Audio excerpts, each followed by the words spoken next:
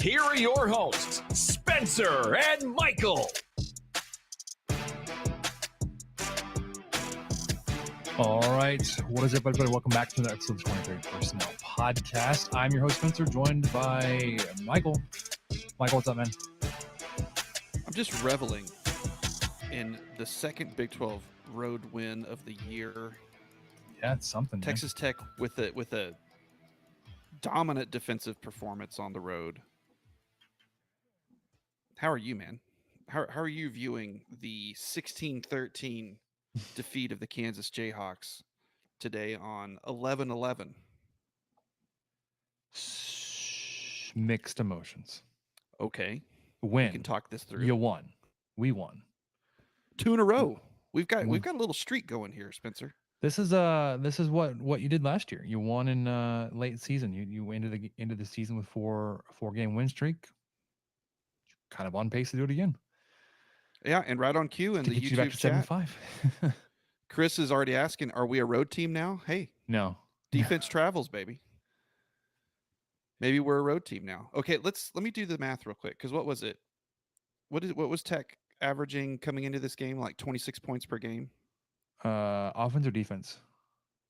Defense giving up just under 26, like 25.9. So 25.9 times 9 games, right? Mm-hmm. Okay, so plus 13.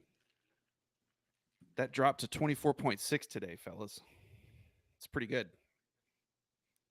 So you want to start with defense or where do you want to start? Oh, wherever you want to, man.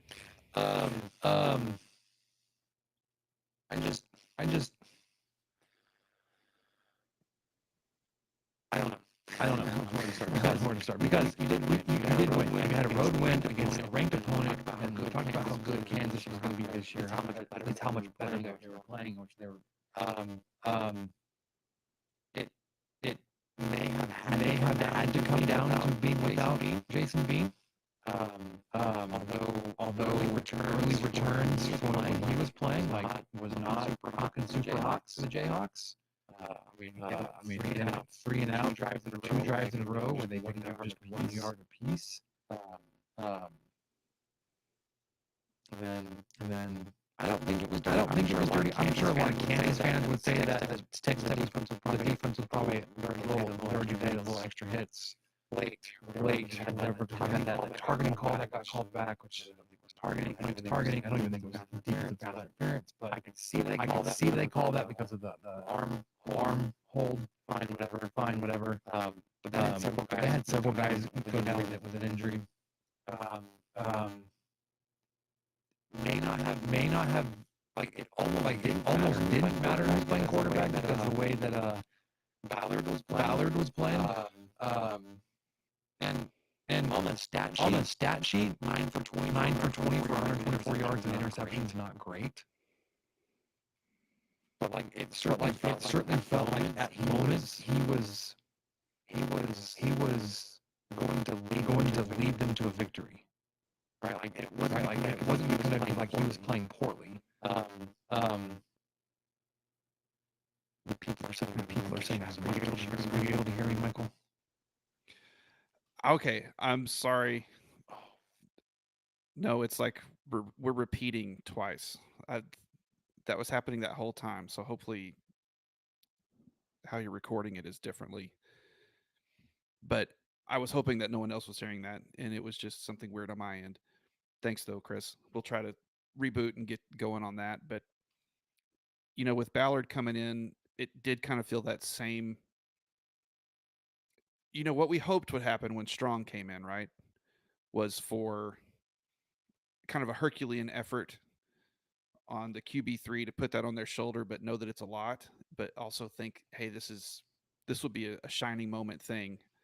And it did feel a lot of times that Ballard was going to be capable of pulling that off.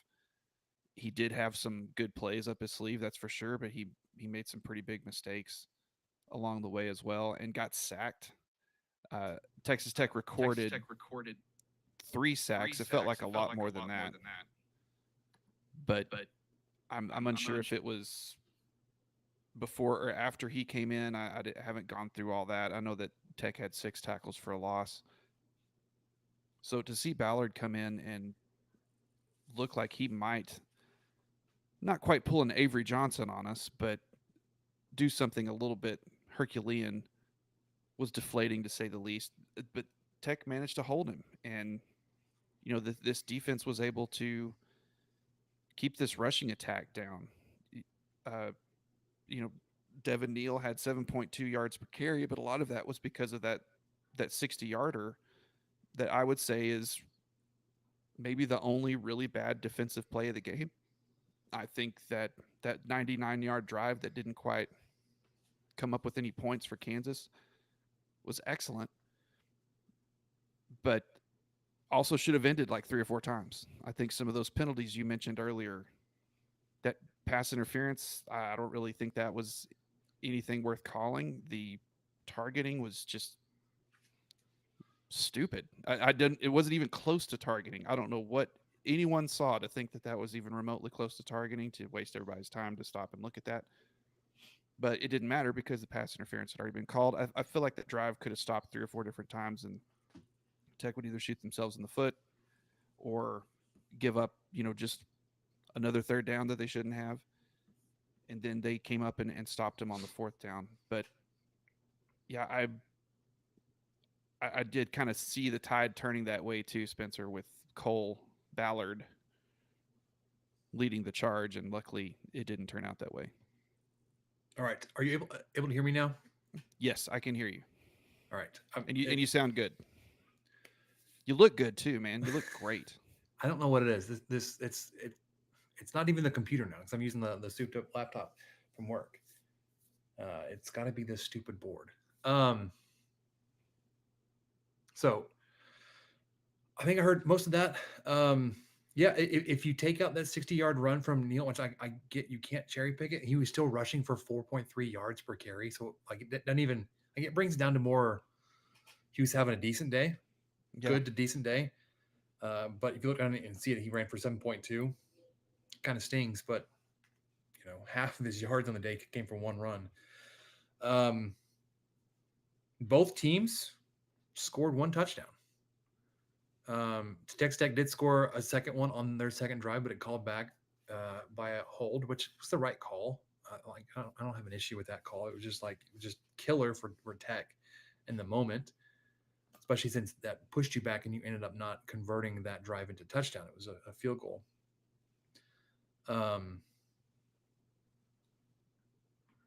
So I mean, they were. I guess my frustrations with the game is like, and it's I guess I shouldn't be surprised, right? Like, you came out, you performed well in the first quarter, defensively too. You did well offensively those first 2 drives. Where you scored those 10 points, you felt like you left some points on the table. Should have been 14. But when you're pitching a shutout, you're like, well, we'll deal with that later. It's early enough in the game, like it shouldn't have that big of an impact on the overall outcome of the game. You had that long field goal attempt into the wind that Garcia missed left, and I think that's his first miss in Big 12 play. And no, it's I guess second miss in Big 12 play. I think he hadn't missed one since like West Virginia or something. West Virginia sounds right. Yeah, that was a 48-yarder that he missed. And today's was like equally long, right? It was a pretty long attempt. Yeah, that's my bad. That's what I meant. Today's was a 48-yarder. Okay. I'm not sure what he missed before.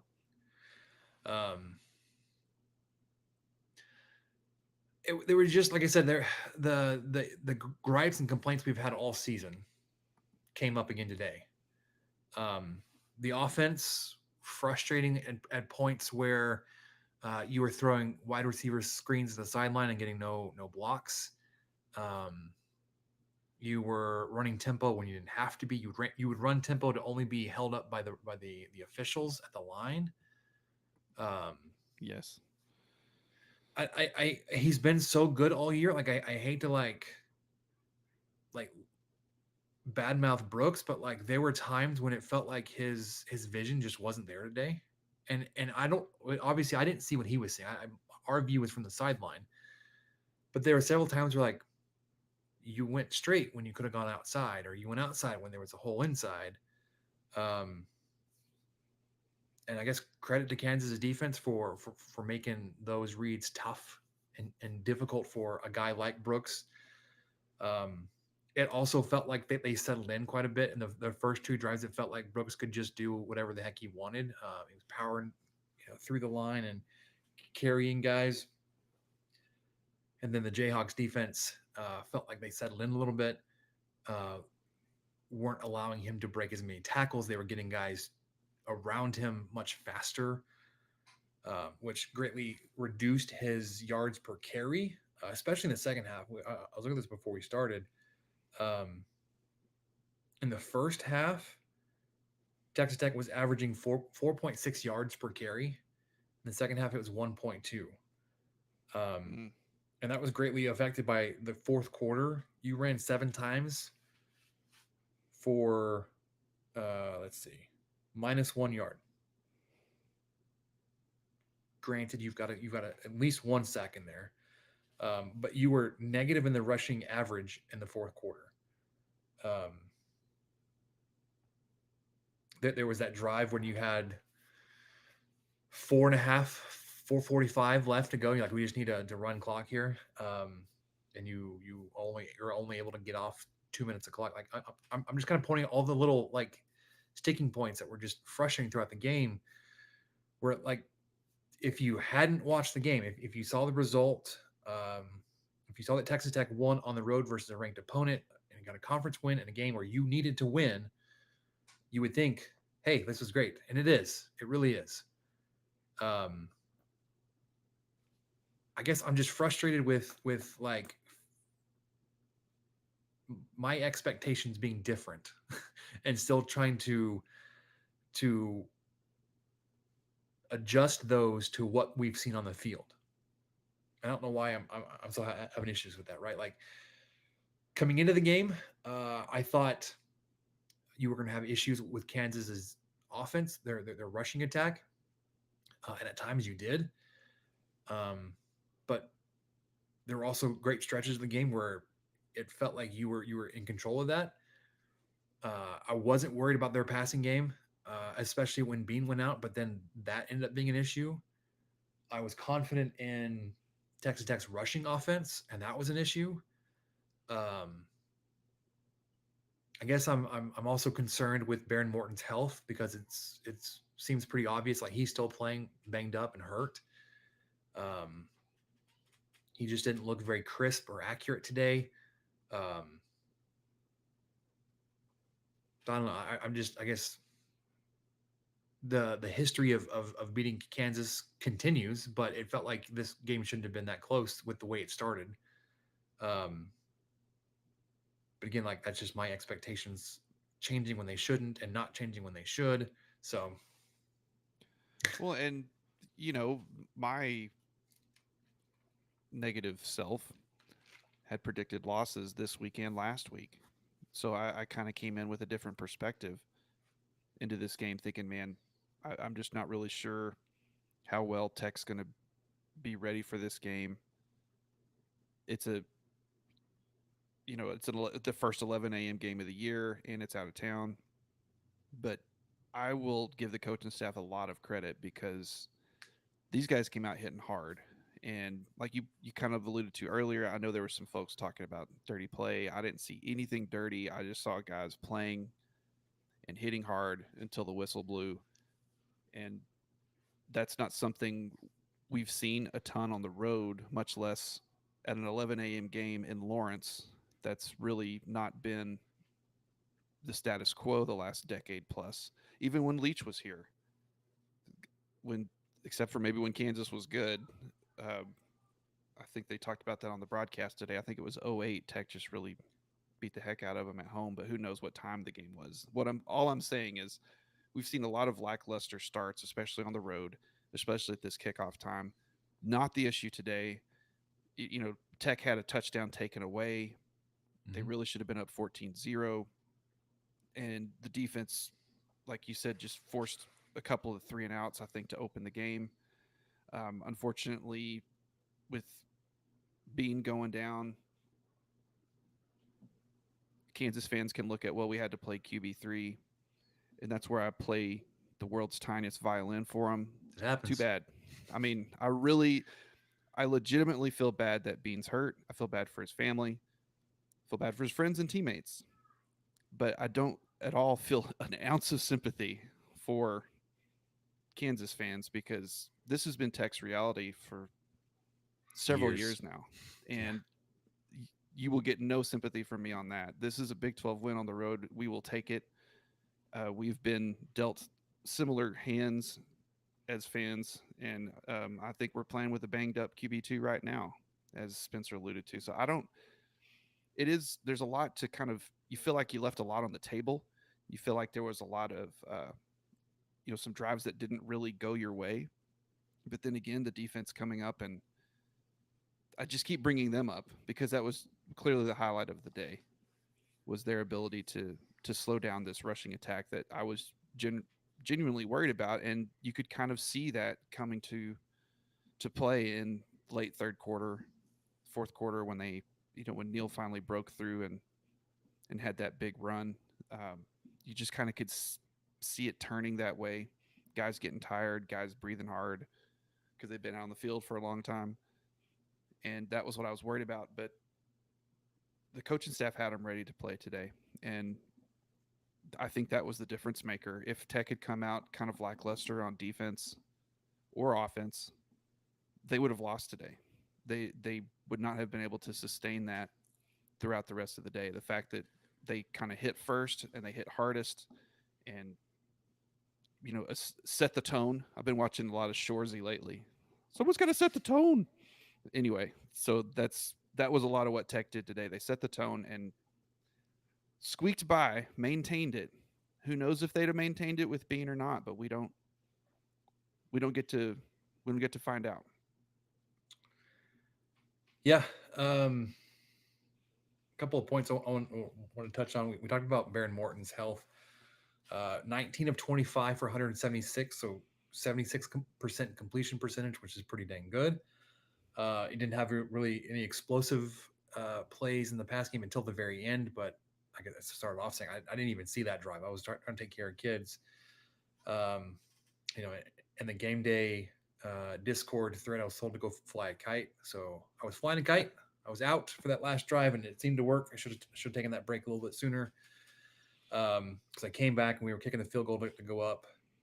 I know we had some questions about McGuire's time management when he took that timeout on defense. Like, what are you doing, man? Like, we're going to overtime here. But it certainly paid off there. I would. It didn't end up making any difference. But like, I had a question like, well, if the clock was running, which I don't remember if it is now, so it may not even be worth even bringing up, that I was just frustrated with this. But if this clock was running and we took a timeout there before we could kick the field goal, why do we leave 7 seconds, not just one? Or two. Isn't two like the customary? A lot of times. But on going back to passing, receiving, Miles Price caught the most passes at 5, but he only had 29 yards. He was targeted 6 times, so he caught 5 of 6. Bradley was 4 for 4. And it felt like every one of those catches were big, right? Like, he had that big one to convert. And then he had at least 2 of those in that last drive. Yes. But he had 91 yards on the day, long of 33. He was targeted only 4 times, so 4 of 4 for him. Coy Eakin, 3 catches for 29 yards. Eakin, it feels like, is like the security blanket target for Morton. I don't know. I don't know coaches' responsibility in what they're supposed to be teaching and coaching, but it definitely feels like there's been a regression in our wide receivers this year. I have questions about what Juice Johnson brings as a coach. I know he's been touted as a recruiter. But when we have this epidemic of 3rd and 6 facing us and our receivers run 5-yard routes, that's a coaching issue and something that should have been addressed 10 weeks ago. Like when you run a route a yard short of the sticks in game 1, like, all right, cool. So we had enough to cover on in the offseason. Let's fix that now. The fact that it's Average still third happening down. is Yeah. just infuriating. Like, guys, like, I know the route tree calls for a 9-yard out, but if it's 3rd and 10, take one more step. Like that should be a point coached into the receivers' heads. Like, hey, like, if it's 3rd and 6, run to the sticks, man. Run a 6-yard route, 7 even, if you have to come back. But this, like, running a route a yard short and then coming up like, well, we didn't get it. Well, no shit, you weren't going to get it if you ran a 6-yard route when you needed 7. Like it, Which was the average number. That was the average distance on third down was a 7.4 ton, yards. ton of yards. Yeah. You needed a ton of yards to convert 3rd downs. Again, I don't know what he's being asked to do. If even like if we're even asking him to be that much of a coach. But the expectation is if that's your title, then that's what you should be doing. I understand he's valued as a recruiter and for relationships and that kind of stuff. I get that. But there are positions within a staff to have that can have those same kind of impacts. Offensive coordinator, I still have giant questions there. I don't even know what to say anymore besides, like, it's just mind-numbingly stupid what we have to sit through week in and week out. I thought the first quarter was excellent. Just run the ball, just keep going until they can't stop it anymore. But I just still have a tinfoil hat theory that something's not quite right with Morton. But he's still the best chance Tech has. No, I don't think he's to put him out there. I don't think he's 100% healthy. There were some throws there that we've seen him make big time throws, and they just weren't the same. Like that interception that was thrown to York. Yeah. He threw into triple coverage and underthrew it. Yeah. Like, that's not something we've seen from Morton before. Like he it's like he trusted his arm and his talent to put the ball in front of York, who was open if you could get the ball in front of him, but the ball was short where there were 3 defenders just waiting for it. So yeah, I don't think it's all that tinfoily, and I don't disagree that he gives you the best chance. I think we've seen what the next best guy up is, and that's not a position that you want to be in. Like, you don't want to be relying on Jake Strong to win you football games in 2023. Like, he's just not ready yet. I think some of the, again, we don't know the play call. So I realize I have to keep saying that as a caveat here, but like, we don't know what the play call was or what the coaching has been. But to continue to run those sideline screens is just infuriating. Like, we're not running attempting passes up the seams or across the middle. It's either at the sideline or deep outs. So that's part of the frustration for me, or why we run tempo so much when it's not even necessary. And Kansas was not even allowing us to run tempo. Right. Like, whenever you would run up to the line of scrimmage, they would sub off as slow as they could. Like, they were burning clock. There was a couple of plays there where it was like, we got to figure out like a rules change here where the defense can't cause a delay game on the offense because they're substituting so slowly. But there were a couple of plays where the umpire over the ball didn't allow Morton to snap until 2 or 3 seconds left on the play clock. That can't be allowed because the defense is substituting. I distinctly remember him being on the ball with 5 or 6 seconds left. So by the time he got back behind, just like you said, there were 2 or 3 seconds left to snap the ball. I did want to go to the YouTube comments real quick because we've got a man on the scene. Luke was there, and he said, "You could absolutely feel the momentum shift in the crowd during the second half. I really didn't Mhm. expect us to pull that W out of our butts." And I think even home, I was at the Burl Huffman soccer complex this afternoon, and we left right as Neil ran in that touchdown, and Kansas finally got on the board. And I thought, boy, this is just the worst time to be leaving this game because it just felt like a huge momentum shift. So yeah, I can't imagine how it felt in that stadium because it was buzzing just from what we could hear and what we could see. And it's crazy because like if you look at the yards by quarter, like for Kansas fans to be in that game as late as they were, they had 8 total yards in the third quarter. Right. There's no like they had no business being in the game. When you hold a team to 8 yards in a quarter, but then the fourth quarter, like again to that momentum shift, you gave up 204 yards. Yep.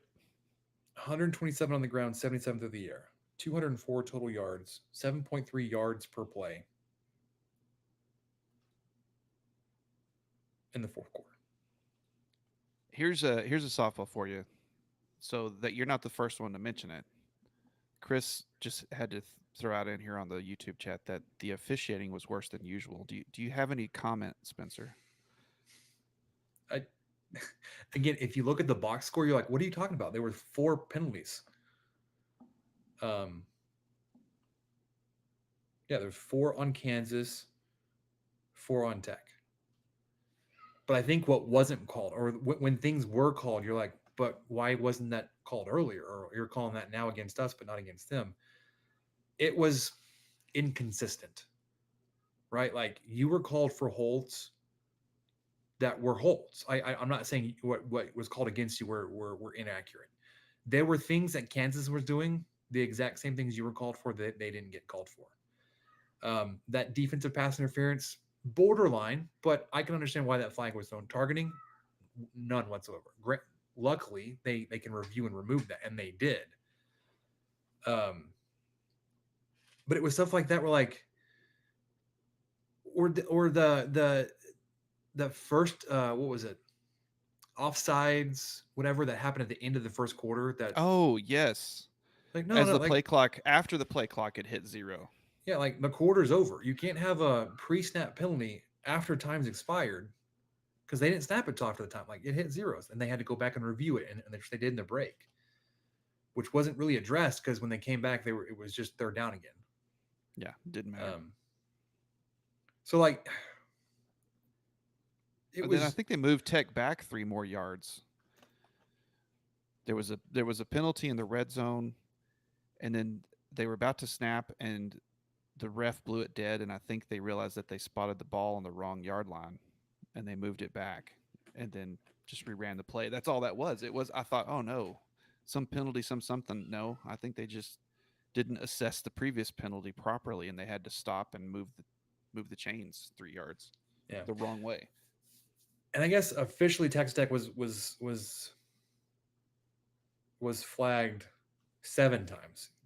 You had 2 of them that were declined. One an offensive holding, and then a defensive substitution infraction. But then you also had the targeting. So you were flagged 7 times total through the game. Kansas was flagged just 4 times.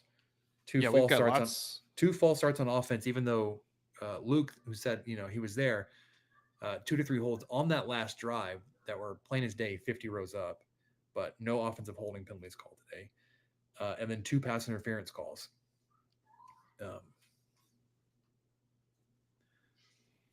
Yeah, I even the radio guys, as I was listening to the last quarter, they had to mention, both of them would kind of talk over each other. Well, that was a blatant hold, or that was, yeah, I don't know and how it's that like didn't get called, or they have to watch what they say because they'll get thrown off the radio for having an Again. opinion.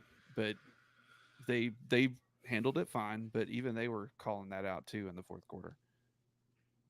Again, like you would just expect Power 5 conference officiating crews, especially during conference games, to be better than they are. And it's been like just this running meme for years. The Big 12 refs have been bad. Like, are we just not? Are we not paying guys well enough that will stay in the Big 12? Are we losing good guys to other conferences? I don't even know how like you recruit officials, but How's it going to get when there's even more Big 12 games every Saturday? I don't That's know. where it's happened. We're gonna thin the herd we already have. Speaking of Big 12 games, right now, Kansas State is absolutely throttling Baylor in Manhattan, 52-19, with 7 minutes left in the fourth. That was And expected. this is the big one. UCF Oh my gosh. up 38-3 against number 15 Oklahoma State in Orlando right at the end of the third quarter. And UCF's coming to town next week. So this is both good and bad. It's not great for them to maybe find their groove offensively and defensively because they've picked off Bowman 3 times today. He's been sacked. So he's had a rough day. But Plumlee's back for the Knights. Plumlee's back. He's 8 for 15 and he has 3 touchdowns. So of his 8 completions, 3 of them went into the end zone, but they have a running back, 8 Harvey. completions for 220 yards. Yeah. But Harvey, their running back, has 17 carries for 188 yards. They haven't even started the fourth quarter, guys. 11 yards per carry. Yeah. And they're coming to town next week. So but back to what I was trying to get at. The good news is this might end up being more of a night game because UCF, I was trying to see what their record is. They're 4 and Dang it. 5. Okay. They will So be if- 5 and if- 5. If they go on and win today, you've got 2 5-5 teams battling for bowl eligibility, all that good stuff. First time playing each other. I think it kind of bodes well for a better kickoff time, hopefully in the evening. That's all I'm saying, is it sets up for better TV time, but not necessarily a better matchup. It's a kind of a scarier matchup now based off what they're doing to Oklahoma State.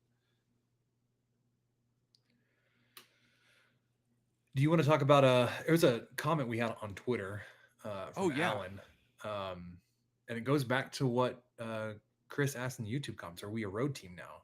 No. Because if you look at your path, your games on the road this year, Wyoming before overtime was 20 points. You scored 20 points. You scored 13 in Morgantown. You scored 39 in Waco, but Baylor's trash. You scored 14 against BYU, and now you've scored 16 against Kansas.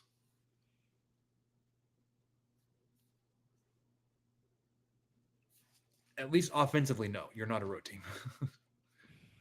Yeah. So of your what is it? 5 road games, you've scored more than 20 once. Twice, but one was a double overtime. So, speaking of that inconsistency, Luke, coming back to say that the Big 12 has to be a gambler's worst nightmare this year. Yeah. Yeah. Chris says rumor has it we're taking on some of the Pac-12 officials, which is great because they're terrible. Good. That's good. Love Well, it makes sense. I mean, they're probably coming with the 4 corners. That's just how that works, right? We're It's taking on kind their of, officials. okay. Yeah. Well, all right. We're losing some of our teams, so we're losing that same percentage of officials to the winning conference. To the victor go the spoils. And Big 12 gets Pac-12 officials. Fantastic. All right. You have anything else for today's game, Texas Tech game? I do not. That kind of, we can talk about it a little bit more, but just the lack of a go-to receiver, not named Miles Price, has just really kind of been eating me up these last several weeks. Well, I think it's Aiken, but sure, but he still only had 3 catches today. Inconsistency. He's young. Yeah, but that's You That's should tough. you should be able to rely on guys named Jerron Bradley and Xavier White and Baylor Cup. So Steven says That's really it. Speak for y'all self on the gambling part. He must be still enjoying that win streak. Man, that guy is always on a heater. Somehow, never fade Steven. That is my best gambling advice. Never fade him. Don't fade Stevens. All right. That'll do it for us on the 23 Personnel Podcast. This has been your post-game reaction, not quite instant, but post-game reaction to Texas Tech winning in Lawrence 16-13. Texas Tech moves to 5-5 on the season. Now just needs to win one of their last two to make it to a bowl game this year. Got one more home game remaining. We'll get you the preview episode on Tuesday for UCF. Until then, guns up. We'll see you next time.